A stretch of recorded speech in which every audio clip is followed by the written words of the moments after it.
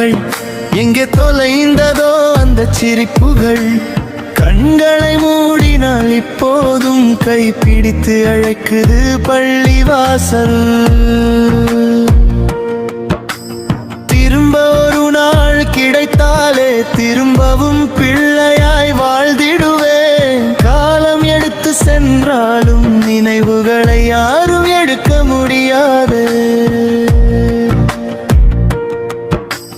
Morning service பஸ்ஸிலே மகிழ்ச்சிதான் முதல் பயணம். ஜன்னல் வழி வீசும் காற்றில் கனவுகளே நம்ம தோழனம். நண்பன் தோளில் சாய்ந்தபடி கலகலன்னு சிரித்த நொடி என் மட்டும் அச்சில் பேச்சுகள் தான் இன்று பெரிய சொத்தாகுதே.